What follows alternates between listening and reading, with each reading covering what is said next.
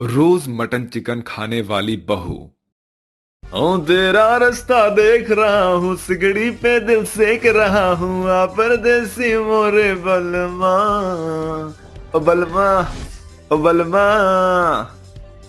OMG guys, नाच नाच के बहुत थक गई हूँ। अब कुछ खाने भी चल लो। हाँ यार, अब तो मुझे भी भूख लग रही है। चलो ना, कितना डांस करोगे? ओके चलो चलो। वेटर, लेमन सोडा एक, फ्रूट बियर और चिकन मटन के कबाब ले आना। वेट वेट, ये तुम क्या मंगा रहे हो? कुछ वेजिटेरियन खाना भी तो मंगा लो। यू नो ना, I am vegetarian. Non veg मेरे बस की बात नहीं है। मुझसे देखा भी नहीं जाता है। अबे वो पागल लड़की, अब तो बड़ी हो जा। खाती नहीं है तो कम से कम देख तो लिया कर। इसमें कैसी झिझक। आज मैं तुझे मस्त वाला मटन चिकन ट्राई करवा के ही रहूंगा। वेटर, आप लेकर आओ। है तो पागल है क्या? अरे कोई बात नहीं, एक बार ना ट्राई करने में कुछ नहीं जाता। जिंदगी में आए हो तो सब कुछ करना चाहिए। फिर वेटर चिकन मटन लेकर आता है और आरुषि के दोस्त उसे जबरदस्ती अल्कोहल के साथ मटन चिकन के कबाब तरी खिला देते हैं, जिसे खाकर आरुषि अजीब सी शक्ल बनाती है। ईयू, छी यार, कितना कड़वा है ये। तुम कैसे वाइन? और ये मुझे अजीब सा रबड़ की तरह लग रहा है। अच्छा नहीं लग रहा। अबे आज तो हमारे साथ यही खाएगी। चल मुंह खोल, आकर खा। खा इसे आंखें बंद करके, कुछ नहीं पता चलेगा।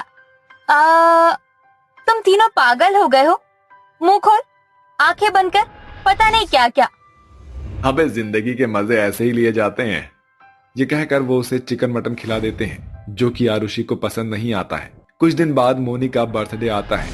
सारे दोस्त फिर से मिलते हैं और आरुषि को जबरदस्ती चिकन मटन खिला देते हैं, जिससे उसे थोड़ा बहुत पसंद आ जाता है। घर जाकर ब्रेड पर अपना पर्स फेंक कर आरुषि ब्रश करने चली जाती है और कहती है, कैसे अजीब दोस्त है मेरे।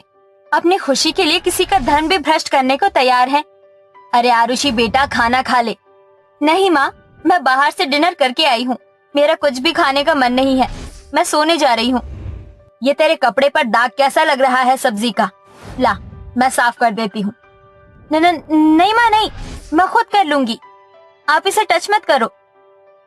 कहीं माँ इसे टच कर लेती तो उनका तो धन भ्रष्ट हो जाता, और स्मेल करने से पता चल जाता तो और गुस्सा करती। ओफो, चिल्ला तो ऐसे रही है तू जैसे कोई सांप बिच्छू हटाना हो मुझे तेरे कपड़े से। कर ले खुद, मुझे क्या है। ऐसे कर रही है जैसे कभी तेरे कपड़े नहीं धोए मैंने। माँ, अब बड़ी हो गई हूँ ना मैं खुद से कर लूंगी सब कुछ। हाँ बिल्कुल, इतनी बड़ी हो गई है कि अब मैं तेरी शादी कर रही हूँ। कार्तिक नाम का एक सुंदर सा लड़का देख लिया है मैंने तेरे लिए। अच्छा ठीक है। फिर आरुषि सो जाती है। अगले दिन सुप्रिया उसे मार्केट भेजती है तो रास्ते में उसे भूख लग जाती है और सामने चिकन मटन का सस्ता मिल पैक मिलता है। मेरे पेट में तो बहुत जोर से गुड़गुड़ हो रही है। बहुत भूख लग रही है। और ये क्या, चिकन मटन 150 रुपए सस्ता मिल रहा है। खा लेती हूँ, क्या पता अच्छा हो। आरुषि उसी रेस्टोरेंट में जाकर चिकन मटन मील ऑर्डर करती है और उसे खाने लगती है। वाओ, ये डिलीशियस है। उस दिन से ज्यादा तो मुझे आज अच्छा लग रहा है। खाऊंगी। फिलहाल एक और मील ले लेती हूँ। एक्सक्यूज मी, ये कॉम्बो आप दोबारा ले आइए। फिर आरुषि उस मील को दोबारा खा लेती है और अब वो चिकन मटन की फैन हो जाती है। दिन गुजरते हैं। आरुषि रोज रोज घर से बाहर आकर उस रेस्टोरेंट पर चिकन मटन खाने लगती है।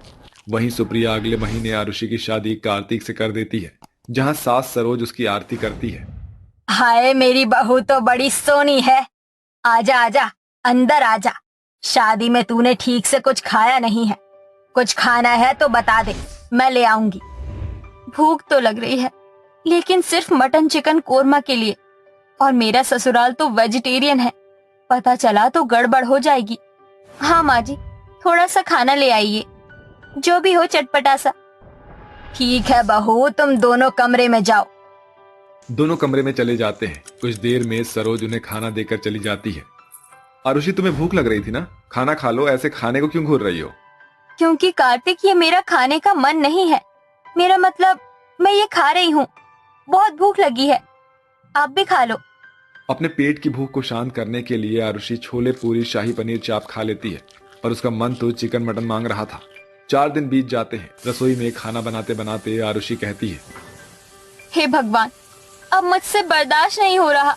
कितने दिन से मैंने चिकन मटन को नहीं खाया है।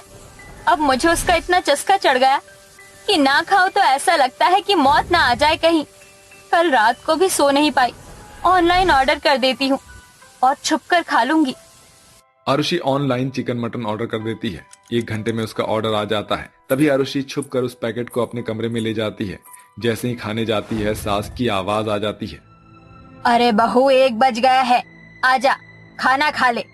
ओहो, मुझे वो घास फूस नहीं खाना, मैं तो अपना ही खाना खाऊंगी। आई माँ जी, अभी इस पैकेट को यहाँ छुपा देती हूँ। आरुषि अपने खाने को छुपा कर चली जाती है और परिवार के साथ धीरे धीरे खाना खाती है। क्या बात है बहू, तुम इतना धीरे धीरे काहे खा रही हो? अरे तबीयत तो ठीक है ना? कुछ नहीं पापा जी, वो थोड़ी तबीयत ठीक नहीं लग रही थी, इसलिए धीरे धीरे खा रही हूँ। अगर ज्यादा तबीयत खराब हो तो मुझे बता देना, डॉक्टर के पास चलेंगे। नहीं नहीं माँ जी, उसकी जरूरत नहीं है। फिर आरुषि धीरे धीरे ना के बराबर खाना खाती है और सबके काम में बिजी होने के बाद वो अपने मटन चिकन को कमरे में जाकर खाने लगती है। आहा, मजा आ गया। कितने दिनों बाद मुझे ये चीज खाने का मौका मिल रहा है।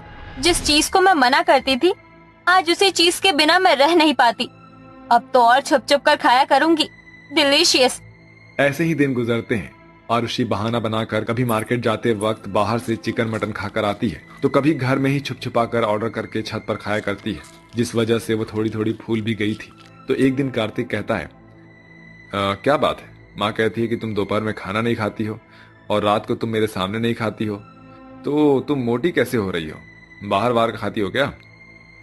अरे नहीं, मैं भला बाहर का क्यों खाऊंगी? वो ड्राई फ्रूट्स होते हैं ना, मैं वो खाती हूँ। हेल्दी होते हैं और मोटे भी हो जाते हैं। उससे तो भूख नहीं लगती।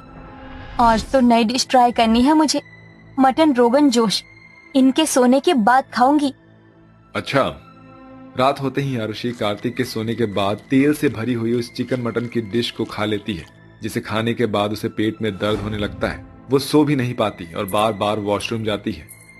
आह, पेट में अचानक से इतना दर्द क्यों हो गया? और लूज मोशन भी अभी लगने थे क्या? हे भगवान, फिर से गुड़गुड़ हो रही है। ये कहकर आरुषि फिर से वॉशरूम चली जाती है, जिसके बाद वो 5-6 बार वॉशरूम चली जाती है और उसकी हालत खराब हो जाती है। वो कार्तिक को जगाती है और इतने में वो बेहोश हो जाती है। आरुषि, तुम्हें अचानक क्या हो गया? लगता है मुझे तुम्हें अस्पताल लेकर जाना होगा। फिर कार्तिक आरुषि को अस्पताल लेकर जाता है, जहां डॉक्टर कार्तिक के घर वालों को उसकी तबीयत खराब होने का रीजन बता देता है और उसे ग्लूकोज चढ़ा देते हैं। होश में आने पर कार्तिक आरुषि से कहता है, आरुषि, ये सब क्या है? तुम इतना सारा तेल वाला नॉनवेज खा रही थी, इससे तुम्हारा डाइजेशन बिल्कुल खराब हो गया है। क्यों खाया तुमने बाहर का इतना सब? और तुम तो वेजिटेरियन थी ना? हाँ बहू, ये सब क्या है? मुझे बता कुछ। माफ कर दीजिए आप सब मुझे, मैंने आपसे छुपाया। दरअसल मैं पहले वेजिटेरियन ही थी, लेकिन मेरे दोस्तों ने मुझे मटन चिकन खिला दिया था, जिससे मुझे आदत पड़ गई और ना खाने की वजह से बहुत क्रेविंग सी होने लगी, तो रोज रोज रात को छुप कर खाया करती थी। ऐसे ही था बहू तो हमें बता देती, हम तेरे लिए मंगवा देते, लेकिन हम तो खाएंगे नहीं। नहीं नहीं माँ जी, पापा जी, मुझे अपना सबक मिल चुका है। मैं ये सब फिर कभी नहीं खाऊंगी। अब आराम करो, 1 हफ्ता लगेगा तुम्हें ठीक होने में। इस तरह आरुषि को चिकन मटन ज्यादा खाने का नतीजा मिल जाता है। 1 हफ्ते के भीतर वो बिल्कुल ठीक हो जाती है और हमेशा के लिए ये सब खाना छोड़ देती है। स्वर्णा ने आज ही अपने चारों बेटों की शादी की थी। उसकी बहुएं गृह प्रवेश के लिए दरवाजे पर खड़ी हुई थी। है ना पोली, अपने पाँव से इस कलश को गिराते हुए अंदर आ जाओ और मेरे घर को अपनी रोशनी से रोशन कर दो। स्वर्णा ने अपने दोनों बेटों की शादी अपनी पसंद की शहर की लड़कियों से की थी। वहीं 2 बहुएं स्वर्णा का पति विष्णु अपनी पसंद से गांव से लेकर आया था। ये क्या स्वर्णा, तुमने सिर्फ अपनी शहरी बहुओं का ही गृह प्रवेश क्यों करवाया? जल्दी करो और रागिनी और शीतल का भी गृह प्रवेश करवाओ। चुप कीजिए, ये मेरी बहुएं नहीं है। जो इन्हें लेकर आया वही इनका गृह प्रवेश करवाए। मैं तो अपनी बहुओं का करवा चुकी हूँ। आ जाओ बहुओं। स्वर्णा गांव की लड़कियों से बहुत ज्यादा चढ़ती थी, इसीलिए वो अपनी गांव की बहुओं को अपना नहीं रही थी। बेचारी दोनों गांव की बहुएं दरवाजे पर ही खड़ी हुई थी। अरे अरे बहुओं, तुम चिंता क्यों करती हो? तुम्हारा ससुर है ना तुम्हारा गृह प्रवेश करवाने को। आज मैं तुम्हारा गृह प्रवेश करवाऊंगा। विष्णु ने खुद अपने हाथों से अपनी गांव की बहुओं का गृह प्रवेश करवाया। रात हो गई है, अब तुम सभी जाकर सो जाओ। सुबह को मुझे तुम्हारे हाथों के बने स्वादिष्ट पकवान खाने हैं। इसी तरह से शादी का दिन बीत गया। चारों बहुएं अपने अपने कमरों में जाकर आराम करने लगी। अगली सुबह चारों ही बहुओं की पहली रसोई थी। शीतल और रागिनी जल्दी उठकर नहा धोकर नीचे आ गईं और अपनी सास के पांव छूकर बोली, माँ, आज हमारी पहली रसोई है, आप क्या खाना चाहोगी? अपने ससुर से पूछो। माँ, आप हमसे इतनी खफा मत रहिए, हमें एक मौका तो दीजिए। ये बड़ी बड़ी बातें करना बंद करो।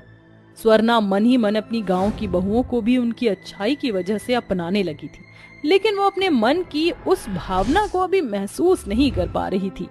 बोलिए माँ, हम आपको खुश करने के लिए क्या बनाएं? हमारे घर में बहुएं पहली रसोई में खीर बनाती हैं, तुम दोनों भी वही बना लो। और हाँ, इसके आगे मुझसे कुछ भी मत पूछना, समझी? स्वर्णा की गांव की बहुएं अपनी सास के बताते ही काम पर लग गईं, तो वहीं दूसरी तरफ शहरी बहुओं को सुबह उठने का भी होश नहीं था। अरे ये मेरी शहरी बहुएं कहाँ रह गईं? 10 बजने वाले हैं। बहू, पोली बहू, है ना बहू, कहाँ हो? स्वर्णा जोर जोर से चिल्लाकर अपनी बहुओं को बुला रही थी। सास की आवाज सुनकर दोनों बहुएं नाइट सूट में ही आंखें रगड़ती हुई अपनी सास को बुरा भला बोलती हुई स्वर्णा के पास आईं। ये कैसी हालत बना रखी है तुम दोनों ने? आज तुम्हारा ससुराल में पहला दिन है, तैयार होकर दोनों जल्दी नीचे आओ। इतनी भी क्या जल्दी है सासू माँ, हमें कुछ देर और सोने दो ना। नालायकों, तुम्हारी गांव की देवरानियों ने अपनी पहली रसोई की रस्म भी करनी शुरू कर दी है और तुम हो कि अभी बिस्तर पर ही पड़ी हुई हो। जाओ जल्दी से तैयार होकर आओ, तब मैं तुम्हें बताऊंगी कि तुम्हें क्या बनाना है। दोनों शहरी बहुएं अपने अपने कमरे में चली गईं। लगभग 1 घंटे बाद दोनों नीचे आईं। आ गई तुम दोनों? अब जल्दी जाओ और हलवा पूरी बना लो, आज हम सभी तुम्हारे हाथ का बना हलवा खाएंगे। दोनों शहरी बहुएं अपनी सास की बात सुनकर किचन में चली गईं, जहां उनकी गांव की देवरानियां अपनी पहली रसोई में ढेरों पकवान तैयार किए हुए थी। बना दिया गांव का सड़ा हुआ खाना। गांव का खाना सड़ा हुआ नहीं होता है, और बेहतर होगा कि तुम अभी ये बातें ना करो और कुछ पकाने पर ध्यान दो। हमें मत सिखाओ, हम जानते हैं कि हमें क्या करना है और कब करना है। दोनों शहरी बहुएं भी खाना बनाने लग गईं। कुछ देर बाद खाना तैयार करके चारों बहुओं ने अपना खाना टेबल पर सजा दिया। लाओ दिखाओ, मेरी शहरी बहुओं ने हलवा पूरी बना दिया। सासू माँ, हम आपको क्या आपके बाप के नौकर दिखाई देते हैं जो हम आपकी पसंद की चीजें बनाएंगे? जो हमारा मन किया हमने वही बनाया, अब चुपचाप आप इसे खा लीजिए। और हाँ, हमारा शुक्रिया अदा कीजिए जो हमने आपके लिए किचन में जाकर काम किया, वरना माँ जी से तुम्हें इस तरह बात करने का कोई हक नहीं है। ए, जस्ट शट अप, हम गंवारों के मुंह नहीं लगते हैं। स्वर्णा चुप हो गई। उसकी शहरी बहुओं ने अपनी पहली रसोई में कस्टर्ड और कुकीज बनाए थे, जो जरा भी अच्छे नहीं बने थे। बहुओं, तुम्हारा खाना तो लाजवाब है। स्वर्णा ने अपनी शहरी बहुओं की झूठी तारीफ कर दी। उसके बाद उसने अपनी गांव की बहुओं का खाना चखा, जिसे मुंह में रखते ही उसका मूड फ्रेश हो गया। लेकिन इससे पहले स्वर्णा कुछ बोलती है ना बोल पड़ी। माँ जी, क्या मैं आपके लिए कोई प्लास्टिक बैग लेकर आऊं? क्यों? इन गांव वाली के हाथ का खाना मैं जानती हूँ आपको जरा भी पसंद नहीं आया होगा। इससे पहले खाना आपके मुंह से निकल जाए, आपको इसे थूक देना चाहिए। पोली ने ऐसे हंसते हुए शीतल और रागिनी के बनाए खाने को टेबल से नीचे फेंक दिया। उफ, ये बस घी और तेल डला हुआ कचरा है। इस खाने को इस घर में कोई भी नहीं खाएगा। तुम्हारा बनाया खाना खाकर तो हम सभी मोटे भैंसे जैसे हो जाएंगे। कितना ऑयली है ये तुमने क्या किया? अपनी शहरी बहुओं की ये हरकत स्वर्णा को जरा भी पसंद नहीं आई। हेना के ऐसा करते ही वो आग बबूला हो गई और गुस्से से लाल पीली होते हुए बोली, अरे बेशर्मो, कम से कम खाने की तो कदर करना सीखो। मुझे तुमसे ये उम्मीद नहीं थी। आज मुझे मेरी गलती महसूस हो रही है। मैं गलत थी जो सोचती थी कि गांव की लड़कियां गंवार होती हैं, लेकिन यहाँ तो मेरे घर में शहर की जाहिल आ गई हैं। भले ही रागिनी और शीतल गांव की हैं, लेकिन उनके अंदर संस्कार तुमसे लाख गुना अच्छे हैं।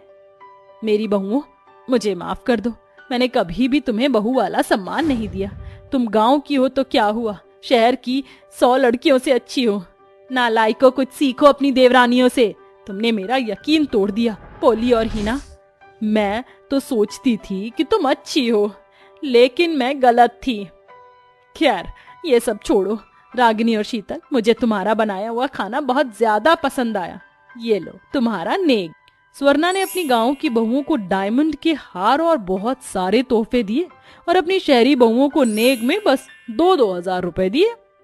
जो जिस चीज के लायक था मैंने उसे वो चीज दे दी।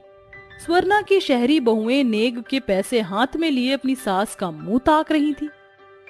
माँ जी, हमें ये ढेरों तोहफे नहीं चाहिए, आपका प्यार मिल गया बस वही काफी है।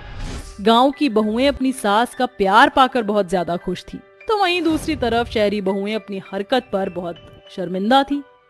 हमें माफ कर दो माँ, शीतल और रागिनी, हम दोनों शहर की होने की वजह से कुछ ज्यादा ही अहंकारी हो गए थे और उसी सब में हमें अपनी हरकतों का अंदाजा भी नहीं हुआ। प्लीज हमें माफ कर दीजिए।